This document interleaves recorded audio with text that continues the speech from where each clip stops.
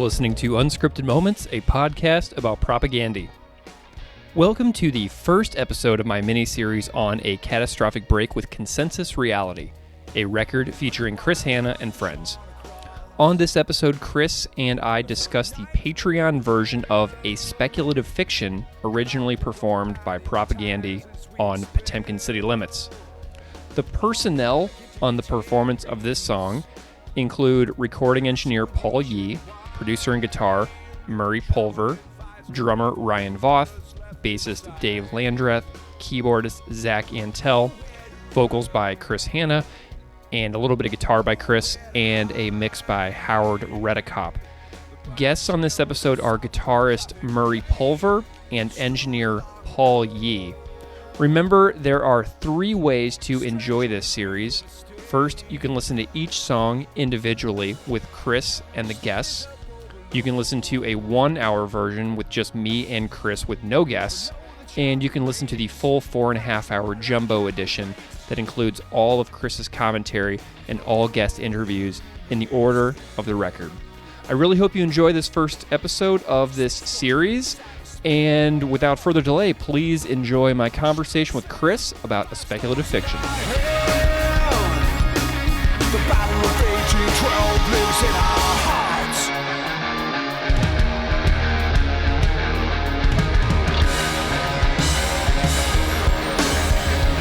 We don't care for Kingston. We'll never capitulate. Greg, thanks so much for having me. It's a delight to have you here every time, Chris, whether you're chatting with me way back in the day for Duplicate Keys or Keith on that covers episode.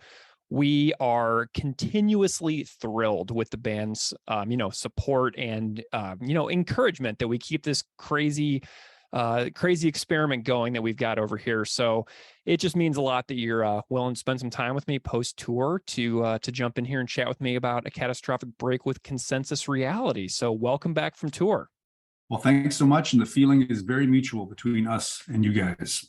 It's fabulous. Well, Chris, we're going to jump right in here because we've got a lot of ground to cover for the record. And we're going to do a sort of song by song breakdown for the Catastrophic Break Patreon record, which was recently released worldwide to the public. So I'm wondering if you can just, in your recollection, tell me how you came to start thinking about doing music and committing to, the labor of making music for your Patreon. I'm curious about where this all started for you and how this project kind of came together in your mind. Well, I mean, it just seemed like an interesting idea to me, hopefully for the listeners, but especially for me, because I've never really played music in any meaningful sense with anybody outside of propaganda. So that's like, that's pretty much 30 years. Mm-hmm. And that made me kind of curious whether or not, could I actually do something like this? And would it be successful? Would it be a failure? And I thought, well, whatever happens, I would probably learn a lot from the process of doing it with people from outside of propaganda.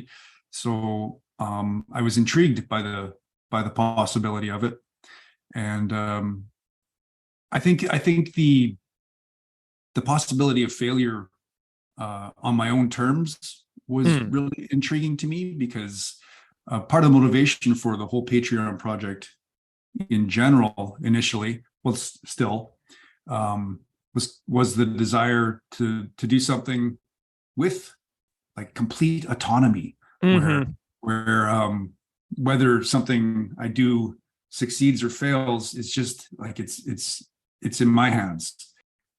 I haven't had that opportunity in my creative life pretty much ever. And I think I've realized that I think I need that kind of autonomy in, even if it's, off in the wilderness. I just need something, even if it turns out to be an embarrassing failure, which I don't think most of the Patreon stuff is, but I like I say, I was intrigued by the possibility of failing on my own terms.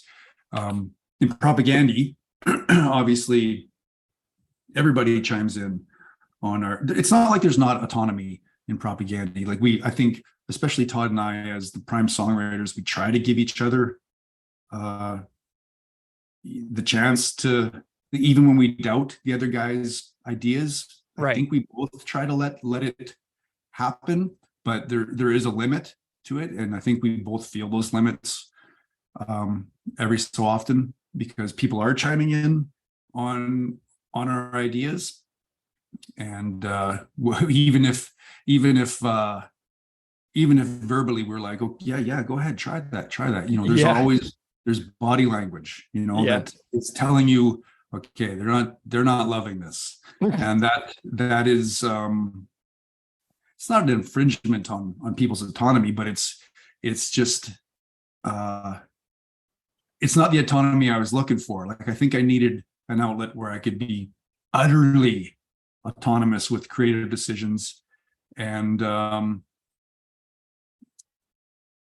you know, like I guess what it is everybody else in the band has their own private, personal, creative outlets that I don't get to weigh in on. Like Sullivan has a bunch of various guitar-oriented projects, that Beeve builds guitars. I don't get to weigh in on that. Yeah. Todd paints, you know, all these things they do on their own that I don't weigh in on, and of course I wouldn't. And they get to succeed or fail with that kind of autonomy. And I think I've watched that longingly over the years, and I guess I wanted a piece of it. And I think the Patreon thing and the music idea was the most casual way I could think of doing that without it becoming a distraction for Propaganda, because that's not what I wanted. You know, I didn't want it to seem like I didn't want it to be just a distraction, like that people are like, oh, he's doing this thing on his own. You know, I just wanted it to be a project sort of off in the weeds that you know, people that are really into it would dig, but not that would become this thing that would take anything away from the band. Wonderful. You know, I did a lot of conversations with other people who played on the record, and a few times it came up to where there was a list that came out with some possible songs to consider. Do you remember if you had like an original list of Propaganda songs that you were considering for the reimagined versions that eventually went on? Do you remember the full list that you made? No. Okay. Like, I had some ideas. Obviously, I think Speculative Fiction and Coach's Corner were on that, because we obviously did something with those. Yeah. My guess is that other songs on the list would have been Without Love, probably Potemkin City Limits. I'm pretty sure I had this idea with Murray Pulver to do a version of Victory Lap that was in a George Michael style. Awesome. But that never came to be. Probably Zoochosis, possibly Cop Just Out of Frame. I think America's Army. But nice. Like, I don't actually have a list. I don't remember what I was bandying about with these guys. Totally fine. Well, you know, and I was thinking about what you were saying a minute ago about, you know, your need for this other thing that doesn't distract from the band. And I see you've done several things over the years. You did, Escape Velocity with Derek for a long time, and the Propaganda podcast, short-lived one. But then there's also G7 Radio. So there's a few things that you've done over the years that a lot of people have really appreciated that are just outside the band. You know, right? Exactly, outside the band, but still not autonomous. Right. Yes. Right. Okay. That makes a lot of sense now. Okay. Well, I want to start diving into these songs here. We've got, I kind of want to go through the record, track by track, and just hear your stories that spring to mind. There's no wrong answer, obviously. I'm just looking to hear your, Mars rover, on the ground sort of stories here. Yeah. So let's start with Speculative Fiction. Still visible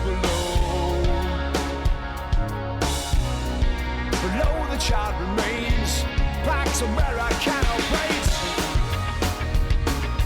Though you missed him, 6 documents out of space.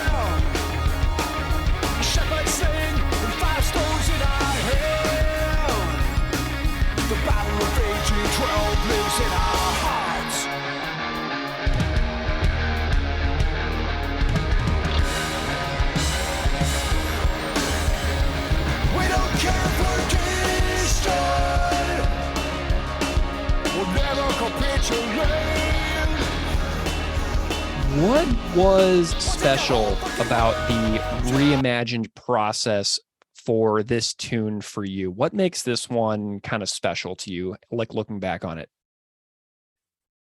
Well, you know, I know I just got finished saying that this was all about complete autonomy, Right. having the ability to make completely autonomous creative decisions, but it was actually letting go is what stood out to me for this. And I know that seems to contradict this idea of autonomy, but it was actually extremely liberating and interesting and instructive for me to make the completely autonomous decision to get out of the way and not backseat drive the process of making the song with these guys, like these real world, highly accomplished and unbelievably talented studio musicians, get out of the way as they interpret the song.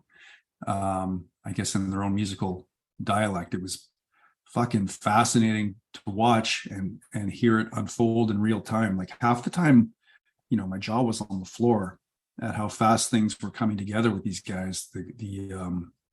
The ease with which each of these musicians would find their place so quickly in these recorded performances, you know, that Murray had just, like, they didn't come in knowing the song. Murray was just scribbling down the structure on a piece of paper, literally moments before the guy pressed record. So, you know, they weren't belaboring, they weren't worrying about, you know, they weren't worrying about that. And they weren't belaboring things that we tend to obsess about when we record propaganda. They weren't obsessing over, you know, every guitar part or bass fill or drum roll.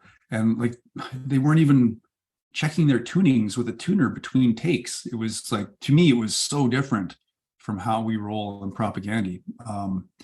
And I guess just letting that unfold and trusting them was a unique experience for me. And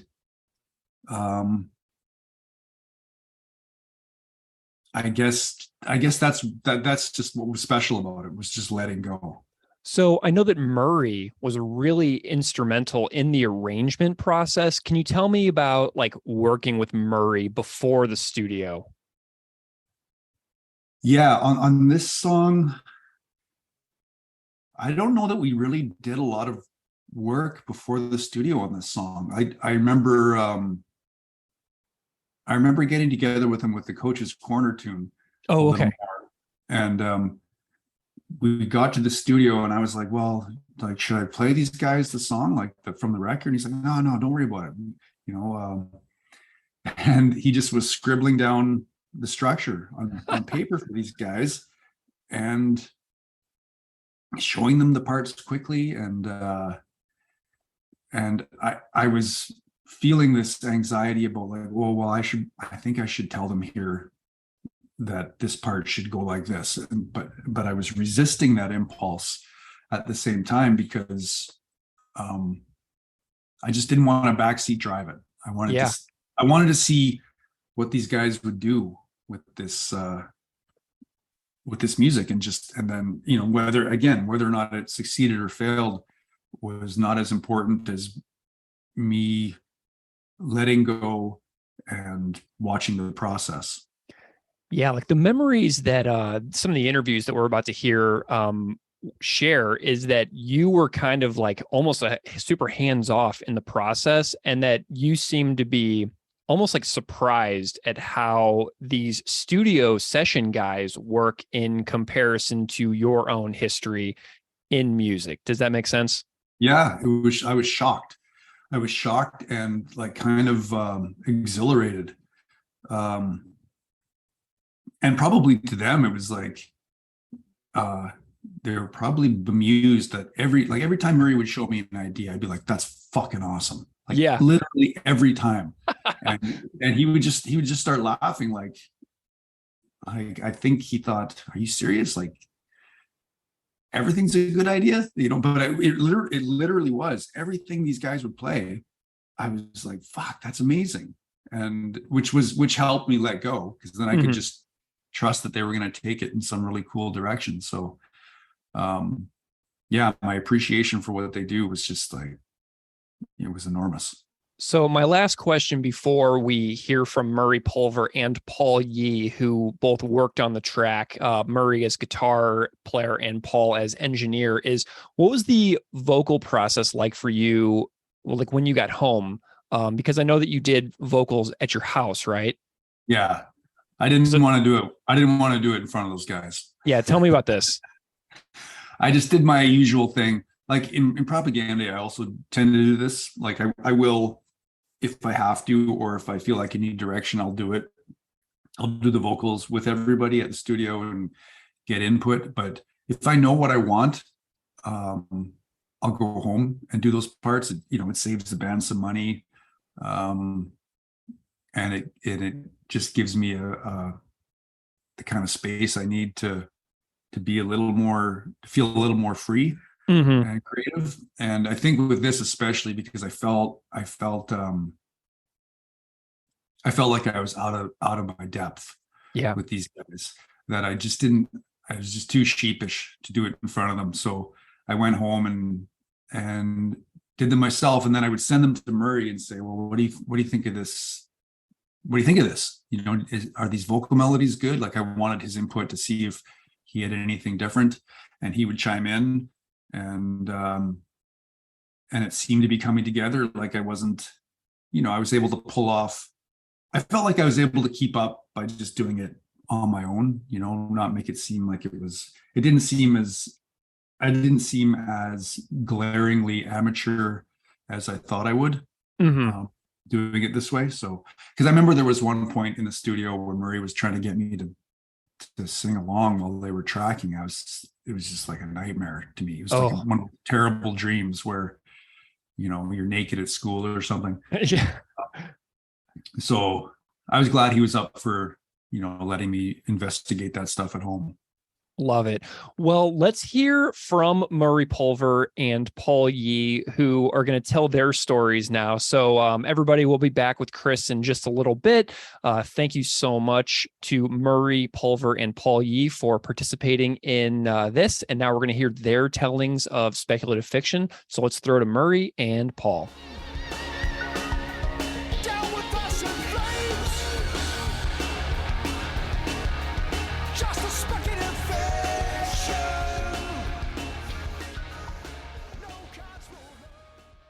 Murray Pulver, welcome to Unscripted Moments, a podcast about propaganda. Hey, thanks so much for having me, Greg. Looking forward to it. I'm so happy that you're here, Murray. And I'm wondering if you can, since we have listeners all over the world, I'm wondering if you can spend a moment and introduce yourself a little bit to the listeners out there so they know kind of who you are and what you do. Sure. I'm living here in Winnipeg, Manitoba, Canada, the home of propaganda. Yeah. And I grew up in Portage la Prairie, which is the same town as Chris and Jordy. And I've been a musician, and / producer, touring musician for probably the last 30 years. Amazing. Yeah, I've played music in various, I used to tour with a band called Crash Test Dummies, which had a lot of success around. I wasn't in the band. I was sort of more of a touring guitar player for them for about 4 or 5 years. Nice. Okay, so let's go back to Portage. When did you meet Chris and George? Tell me some old, how you all came to know each other and kind of what that relationship is like dating back to the beginning. Sure. Well, Portage is a small town. It's 13,000 people. And I was, a metal. I loved metal, like Maiden and, Wasp, all that kind of shit.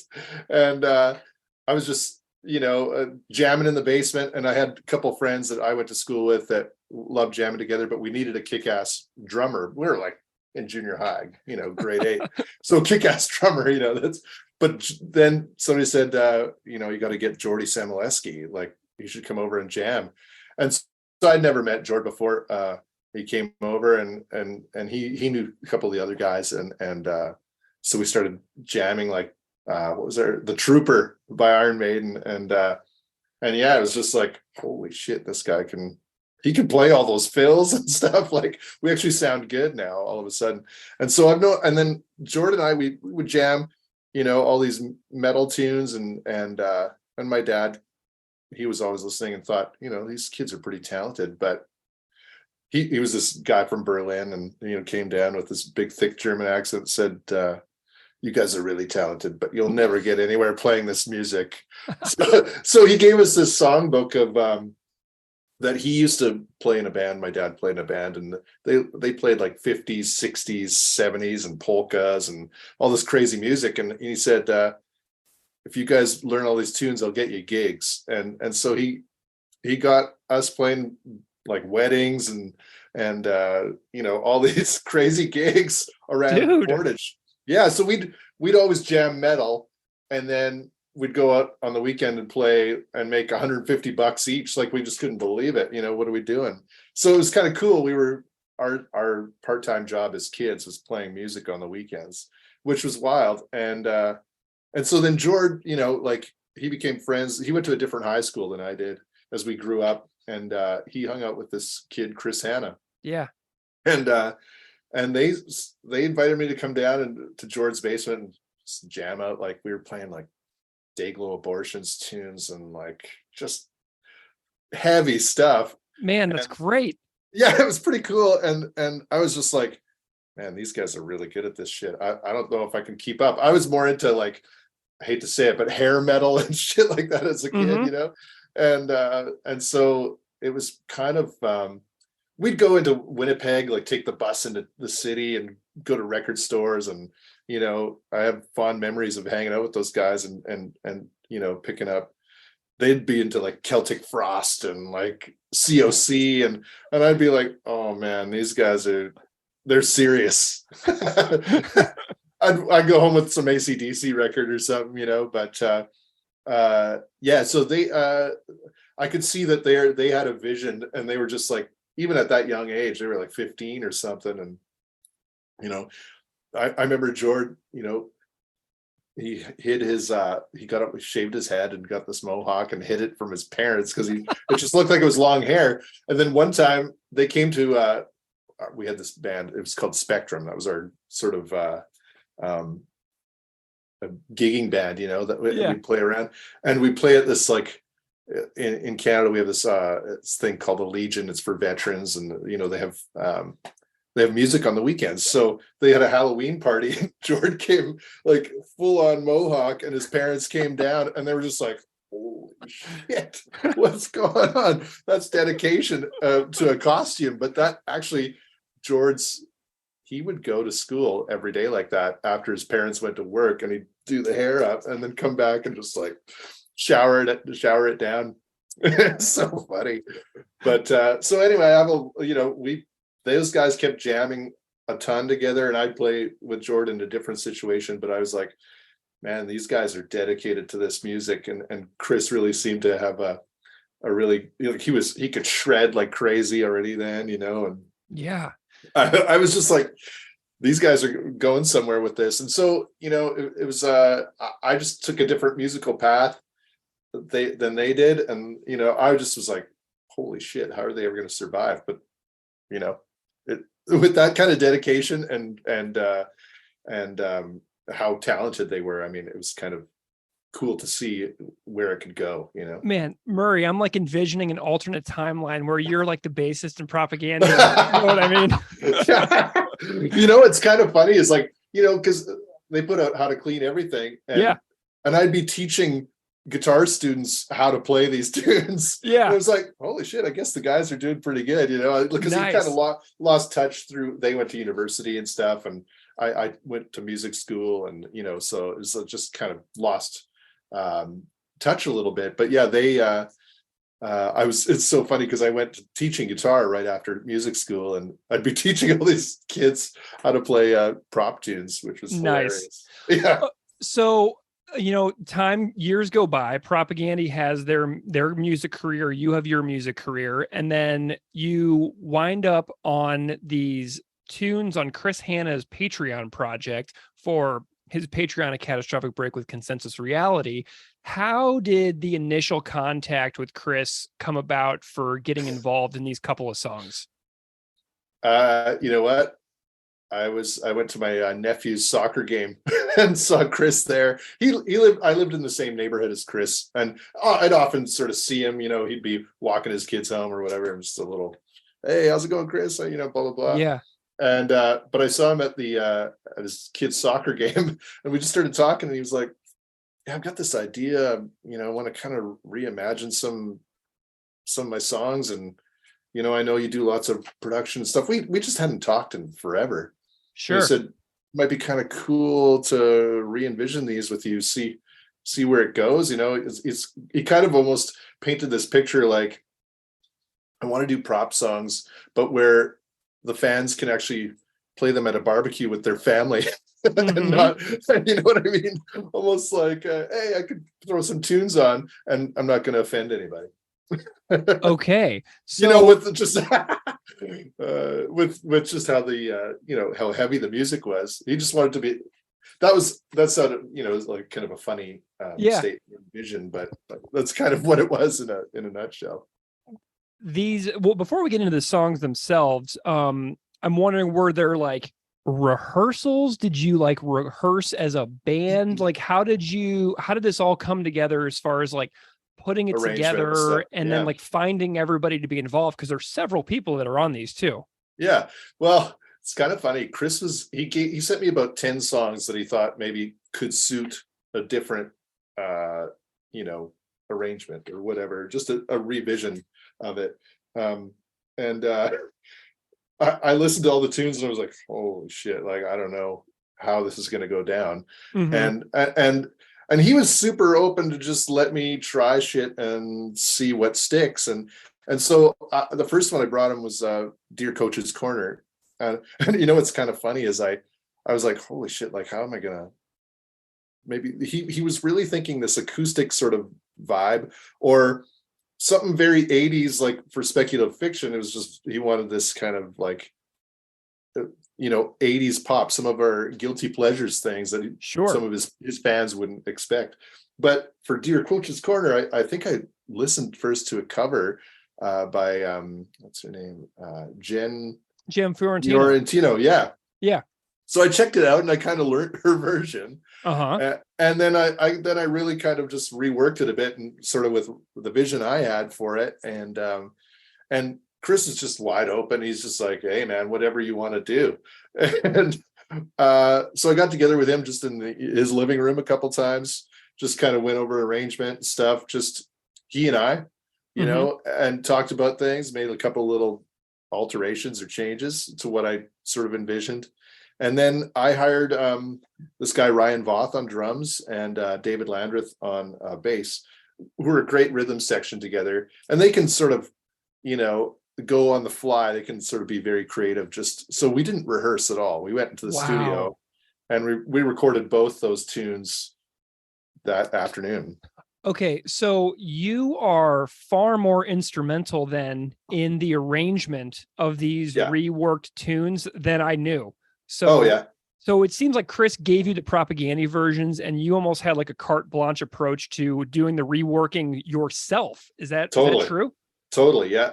And then he just Chris was so easygoing, just like, yeah, cool, man. I love that. Yeah, and I think he was so much very interested in getting out of his own way, like just sort of being wide open to whatever possibility, and he was super excited about, like for speculative fiction, we were into this band called The Fix, which had a lot of this chorused electric guitars and shit and just stuff that was just far different than what he normally would go for, right?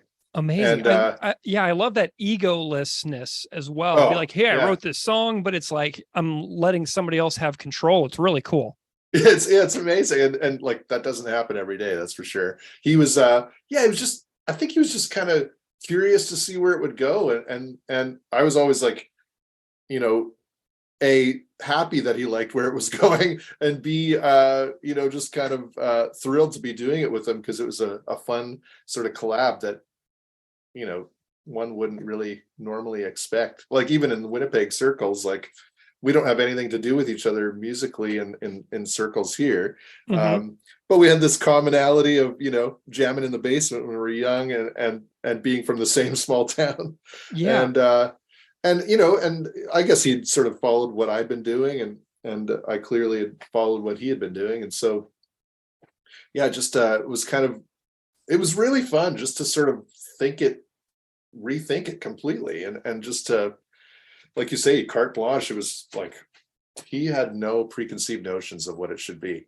See, that is what makes that one little tidbit makes this entire conversation worth it for me, because I would have thought that Chris would have been the one doing the rearranging himself and then bringing you in to like play other instruments and stuff like that. I didn't know that he essentially like turned it over like a homework assignment. Pretty much. Yeah, that's exactly it. That's a great way to describe it. Yeah. I like I said, I just think he was like, I got to get out of my own way and just let these become something other than, you know, like I'm assuming in prop that he's got a lot to say, and the direction is very much comes from him, his guitar playing, his lyric writing and all that stuff. So this is very different. Okay, so give me an overview of the rest of the personnel. So you mentioned Ryan on drums, Dave on bass, you on guitar and producing, and Chris playing guitar and singing. Is there any other?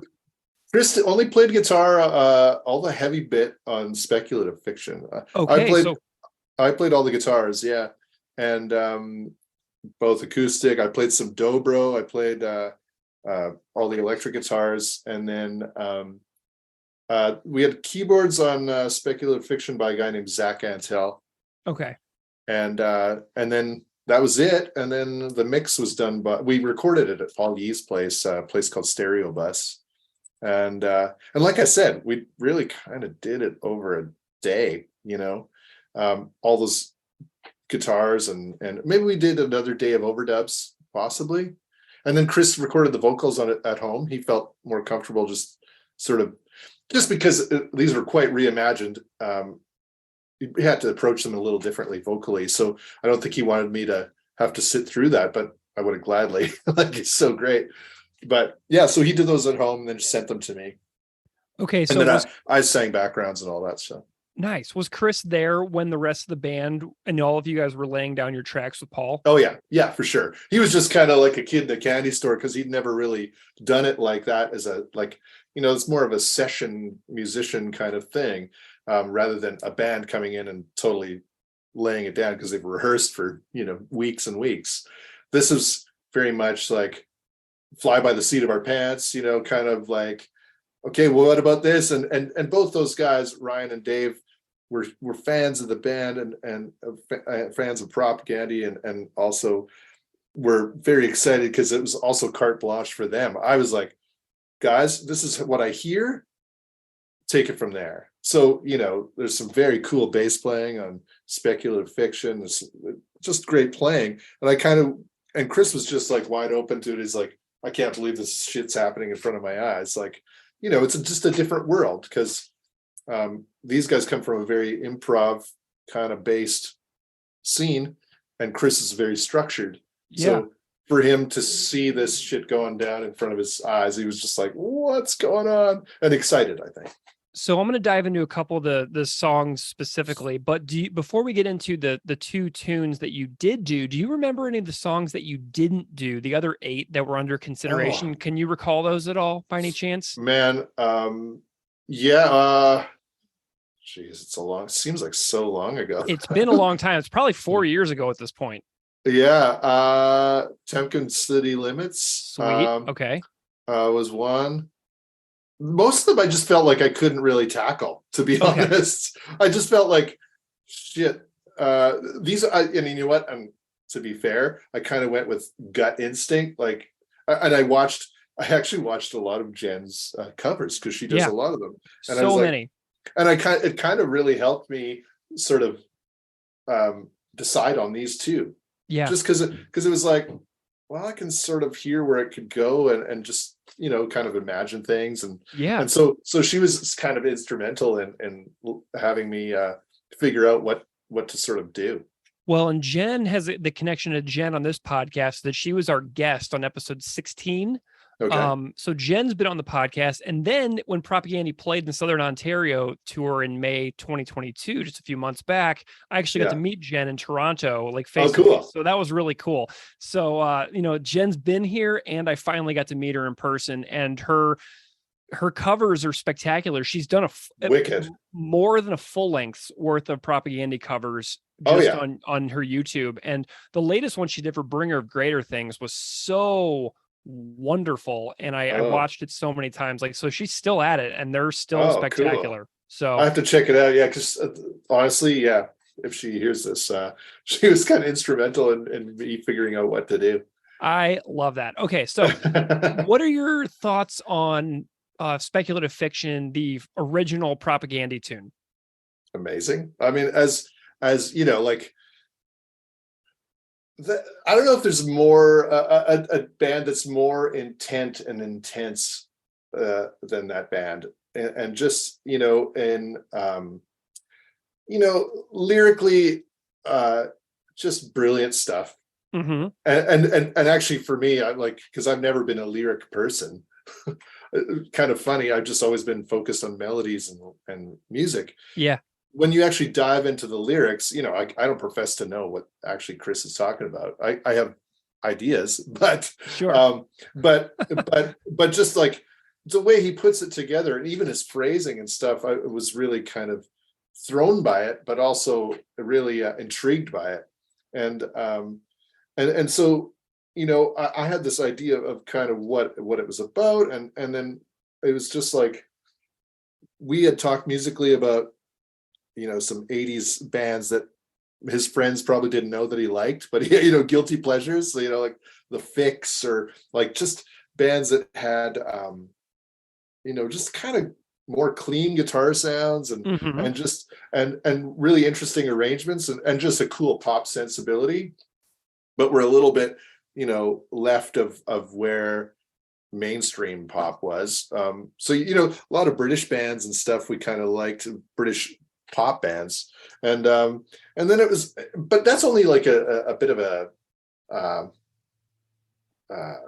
just an inspiration, really. Yeah. And then it's just like, well, let's just make it completely our own. Let's not even worry. We have no preconceived notions of what it has to be, which was also because Chris was so open to it. And that song just, the original is just so intense. And I mean, I can't even comprehend sort of the tempo and stuff, like, to be honest. I was just like, how the hell did these guys do this every day? It was actually really, really cool for me to sort of dive into the songs and just kind of rediscover Propaganda, and just the excitement.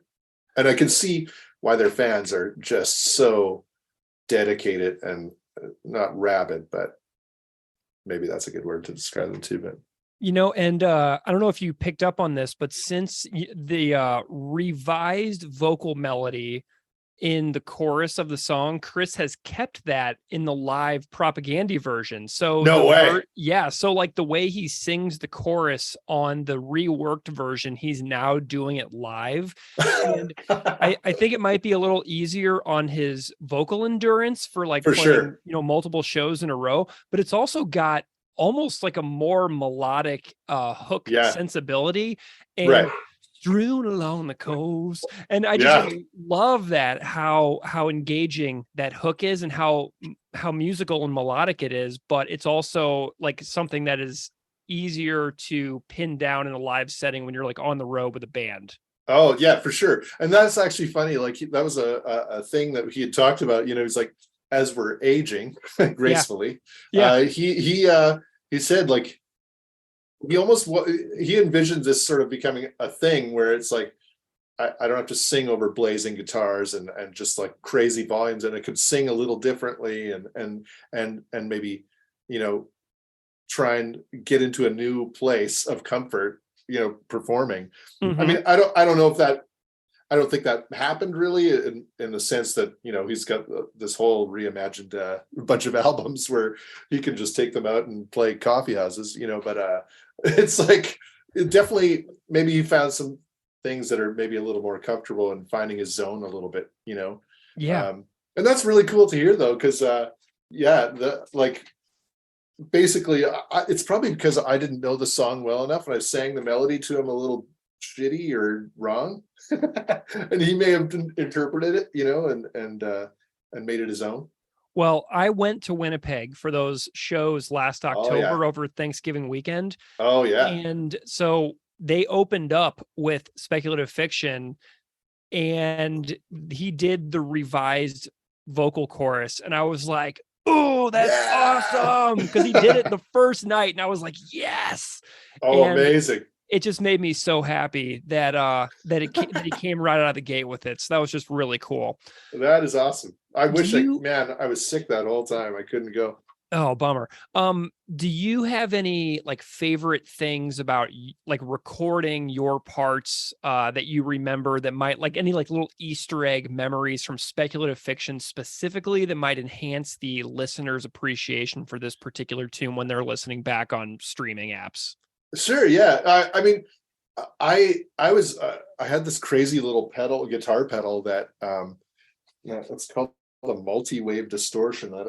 If I had it, I'd show you, but I was like, I'm going to just be like, I'm very sort of go with the flow, just kind of, I'm going to improvise some shit and see what sticks, you know, because we felt like could be some melodic guitar bits after I'd laid down sort of the big chords and stuff like that. And then, so there's this like kind of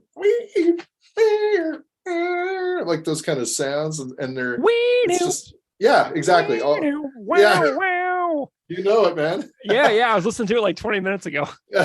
So it's like this crazy pedal. I just found a neat setting. It doesn't work anymore, unfortunately, but amazing though, but it's documented forever. Yeah, exactly. And I was just like, Chris, what do you think of this? And I just kind of improvised this shit. And he was just like, yeah, man, I love it. Just keep going. And I think, you know, I was very lucky that he just was like, he never said no once to anything. He just was like, man, this is crazy. I can't believe this shit's happening to my song here. Yeah. You know? And so I think that's kind of a hooky thing. I really love the way Chris sings it. You know, and I sang all these backgrounds that I thought, man, this is risky for this audience, like singing big, you know, kind of almost, I hate to say like pretty, but sort of sweet saccharine harmonies. Oh, but I felt like. So you're doing the all yeah. that stuff in the background? Yeah. And he still didn't say no to that shit. And I was just like, because when I get into background singing, like I just do it here with the computer, right by the computer, and I just like, I can't help myself. I throw everything in there that I hear, you know, and I expect the artist to veto like, you know, 80% of the shit. But Chris just was like, no, I want to keep that, man. It's totally different. I would never have done that. Of course he never would have, but amazing. Yeah. So that's all me singing backgrounds. Yeah. I love it. Well, and so he did an interesting episode on his Patreon where he was talking about working with Bill Stevenson, who produced Supporting Cast, and the ways that they would do all of their background vocals and how Bill would have him do essentially like a vocal harmony under basically every single line just to see what would come out. Right. So I think Chris has a lot of experience in that regard as well, with like just like throwing out a backing vocal and just seeing which ones they wind up using in the final mix, you know? Yeah, it's cool, man. To me, it's like I come from a lot of bands where background vocals to me are kind of like hugely I'm just a fan of it. Like I was into this band called Jellyfish, and it was all like full on crazy harmonies, and I just I'm a big fan of that. And so I was like, well, I'm going to add it to it and see, you know, I have no ego attached to that shit. So it's like, if you're going to cut it, no sweat. You know? Yeah, man. And, you know, I teach writing for high school students. And whenever I'm trying to get somebody to write something, they always want it to be perfect on the first try, right? And I say, no, you got to write crap in order to find the good within the crap. So like you have to throw everything you can at it, and then you see what you can pull out of it. So like that's all part of the revising process. Totally, I fully agree, and that's kind of have the same attitude in lyric writing. You know, that when I do write lyrics, it's like, I'm sorry, I'm just going to throw this all out there, especially co-writing or whatever. It's like, it might just spark something else, you know, it's just a word or a phrase. It's just going to spark somebody else, or, you know, or a new thought within yourself or whatever. Do you have any like shout outs for any other moments in the song for any of the other musicians, like things that somebody did on the song that you're like, wow, I really love what so-and-so did on this part?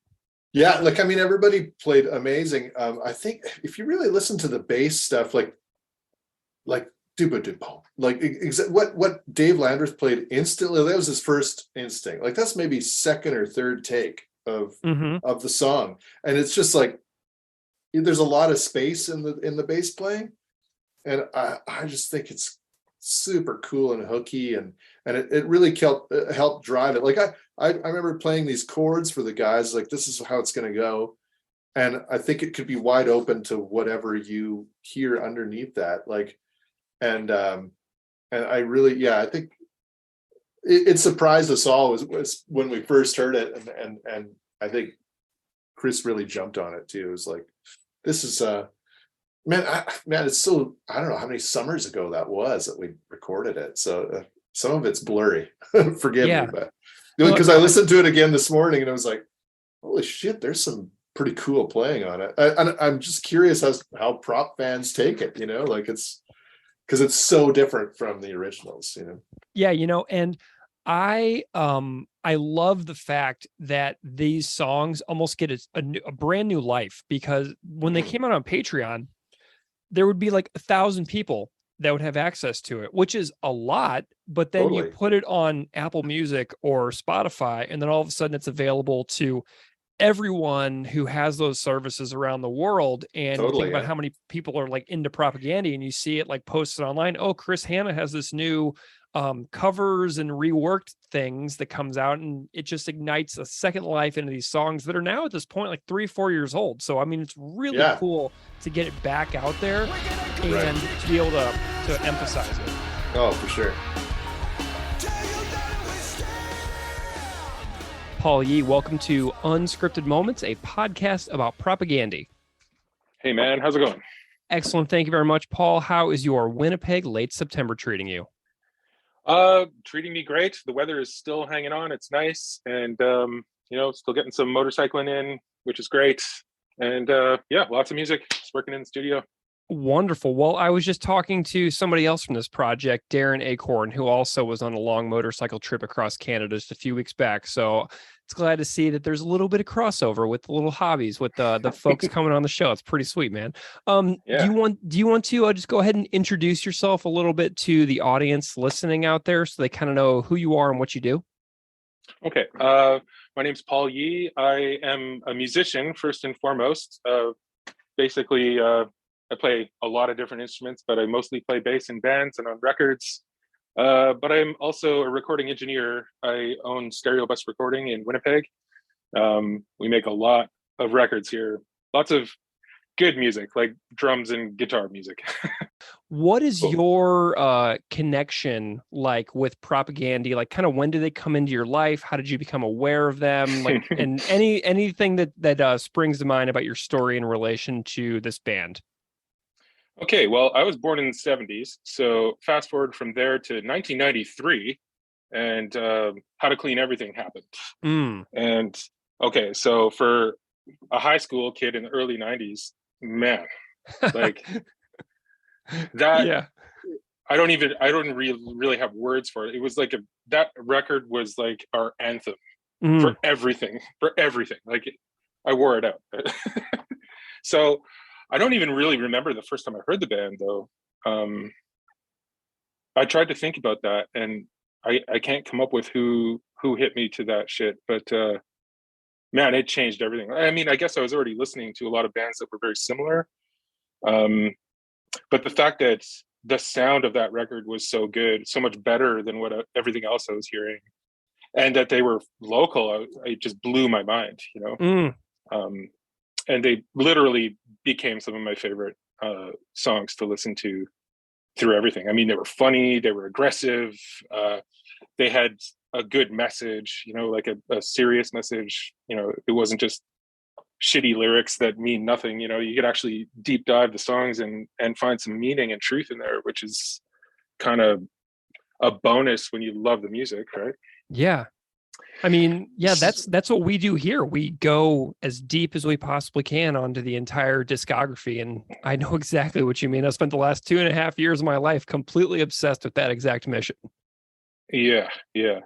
So that's a good thing. I mean, again, I'm not sure how they were introduced to me, but once they were, then of course I was listening to the records and going to the local shows here too, which were phenomenal. Like, seeing that band play locally in the 90s was crazy. Like, tell me more. The kids here just went berserk. Like, it was amazing. Absolutely amazing. I mean, I remember seeing them at this venue in town here called the Pyramid a few times.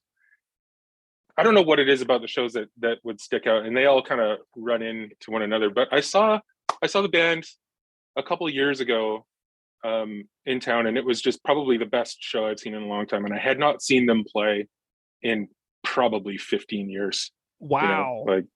Well, I mean, I spent so much time with bands on the road and doing other things. Like, I don't really get a chance to see bands very often. But when we started working on some of these songs with Chris, the band was doing a couple of local shows, so they invited us to come out, and I made the time for it, and they kicked the shit out of me, man. It was awesome. Amazing. It was awesome. Totally awesome. Was it like the September 2019 shows at Park Theater? That's the ones, yeah. Awesome. Yeah. Cool. Okay, so tell me the story of how you kind of got hooked up with Chris's Patreon project. How did you get kind of roped in on these sessions for Speculative Fiction and Coach's Corner? Yeah. So I guess it was through Murray. Chris and Murray know each other. Just like their kids play together and stuff like that, and they have a rapport. They're from the same town. They used to play in bands together way back in the day, and so I guess I'm not really sure of all those details, but Chris and Murray were talking about producing these songs together, and I'm just part of Murray's crew. I mean, Murray and I have worked on hundreds of records together over the years, in various shapes and forms, and I guess when they were coming up with the concept of what to do with these songs, I was just included in that because I'm part of the crew that the crew that are on these songs. We record together for many artists all over the place and have been doing so for years. So I think it's just where I was and who I know just kind of landed me there. Wonderful. Murray said, so I talked to Murray yesterday. Murray said that you were totally pumped when he brought up the idea of working with Chris Hanna. Do you remember your experience of being like, my gosh? Yeah, fucking absolutely, man. Yeah. In this situation, I'm pretty sure that Chris and Murray worked out everything that they were planning ahead of time. And then when everybody came into the studio, it was really, I mean, I'm just engineering this stuff. So, everybody comes in, we kind of talk through things as we're setting everything up, and then the band just kind of sorts their shit out in real time. Okay, cool. So, you knew the premise. You knew the premise, right? Of like these like reworked propaganda songs. Yeah, and that was really interesting for me to find out that that's what we were doing, because when Murray originally got me hip to this thing that we were going to do, I wasn't quite sure what it was going to be. So I thought maybe it was some new material, or something in the vein of how the band sounds, which was super exciting to me because honestly, I love that music, but I don't get a lot of opportunities to work in that genre, right? So I was very excited to do that. But then when I found out that, okay, we're actually going to take some older tunes and rework them in a different style, it was weird. It was a weird idea to me, to be honest, because I don't want to call myself like a purist of music or anything like that, but honestly, at first I couldn't think of how these songs could be any different because I just know them as what they are, Yeah. And as a fan of Propaganda, it's like, try and imagine their sound in a different way. It's kind of difficult until you hear it, and then, oh, okay, this is kind of cool. All right. You know what I mean? Yeah, totally. So tell me a little bit about your memory of like the setup and like the rundown, like who was there, kind of like give me the nuts and bolts of the who and the stuff like that, the personnel involved. Okay, well, obviously Murray was here, Chris was here, and the band guys were here. So Dave Landreth on bass and Ryan Both on drums. Mm-hmm. Did we have anyone else? I can't remember. There might have been some keys. I'm not sure. I can't remember off the top of my head. Yeah, you know what? Now that you mention it, I think there was some key stuff or some synth stuff or something like that. But anyway, so I guess we get together. I mean, it's so long ago now. It's kind of hard to kind of recount everything that happened. But typically, and I'm sure it's no different in this situation, we kind of talk about the direction that we're going to go with things, and that really opens up a lot of avenues for me to choose the drum kit and, you know, choose amplifiers for the guitars and choose microphones and positioning and stuff like that to achieve what we're going to do. Like, I mean, recording big bombastic punk rock drums or just huge bombastic drums is a lot different than recording something that is meant to sound like it's, you know, 80s pop music or even a jazz setup. So I kind of really need to know the direction before we get too deep into the equipment that I've chosen, right? So yeah, that's probably what happened. Is we talked about the direction that we're going to go and sort of the vibe that we're going to go for with these songs. And what I do recall is talking a lot about kind of an 80s vibe, like, you know, chorus guitar sounds and, you know, just things that are so far outside of what Propaganda's sound is to me, you know? So yeah, I mean, then actually just getting to do the setup, you know, you throw a bunch of drums up and you throw a bunch of mics up and you hear how it's sounding out of the speakers and then you just make adjustments as you go, right? Like if the sound is kind of, okay, maybe the drums are a little too tight for this or whatever, then we can change pieces out, or I can change microphones or something like that. A lot of it is very reactionary stuff, right? So yeah, totally. Yeah. Did you get involved in playing any of the music yourself? Were you on the songs too, or did you just engineer? For Coach's Corner and Speculative Fiction, I was just the engineer on those. The SNFU, God, what song was it? Wreck in Progress? Yeah, Wreck in Progress. And Wreck in Progress and the Iron Maiden tune. Wasted Years. Wasted Years. I didn't engineer those, but I played bass on them. Oh my gosh, fantastic. I thought that you were playing on these two. So I was like, it never even crossed my mind to ask you to comment on those other ones as well. So amazing. I love this discovery. This is fantastic. Let's chat about the ones you engineered, and then I may ask you a couple questions about the other ones too, just for the fun of it. For sure. Yeah. So I was kind of shocked when Murray was telling me some stories, and he said that Chris didn't play a whole heck of a lot of guitar on these tunes. Does that kind of like groove with your memory of this as well? Absolutely. Yeah. I remember Chris being in the studio and just kind of like, he really was loose with all of us, you know, like he just kind of let us go with it, you know.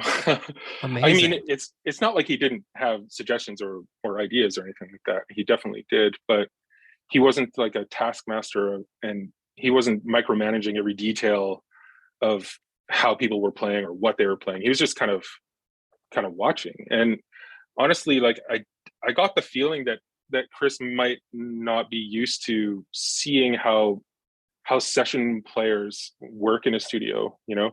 And that's like when you're in a band and you're recording and you're putting out a lot of records, that's your experience. You go into the studio with your band and your band records, you put the record out and, you know, rinse and repeat. But for those of us that are backing up artists all the time, you know, we'll be a crew of, you know, 8 to 10 people with switchable instruments or whatever. We'll come in and, you know, sight read charts and, you know, just bang songs out that we've never heard before. Amazing. And just pump these things out. And that's how the session musician works, right? So I think I may have been witnessing Chris seeing how session guys work, not for the first time, but I don't think he was very familiar with the workflow where these guys just get a chart, like a chord chart or like a piece of sheet music or whatever, and can just read the arrangement of the song and then just come up with new parts or whatever as they need to, or if Chris has an idea and he sings a part out for the bass line or whatever, bass player doesn't have to learn it, they just play it instantly, right? So it was interesting to watch him watch everybody and go like, oh man, listen to what this guy's doing, oh, listen to what this guy's doing, and it's all happening together because the way that we tracked the songs was live bed tracks. Everybody played together, and then there was overdubbing for guitars and vocals after that as well. Nice. Okay, so it was Dave and Ryan and Murray all playing together, live tracking the guitar, bass, drums at one time. Yeah. Nice. And Chris was just kind of like in the engineering room with you, just kind of like soaking it all in. Yeah, he was in the control room with me. I'm pretty sure because I usually I'm sure he was doing scratch vocals as well, while the band was playing. And usually we'll just set the singer up in the control room with me when they're doing scratch vocals. Nice.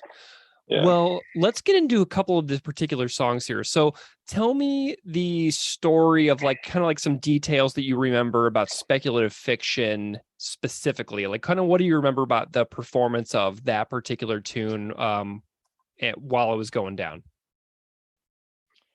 Oh, that's a tough one because there's a lot of things that go on in your mind when you're kind of intimately familiar with how a song is, and then you hear somebody trying to make it into something else.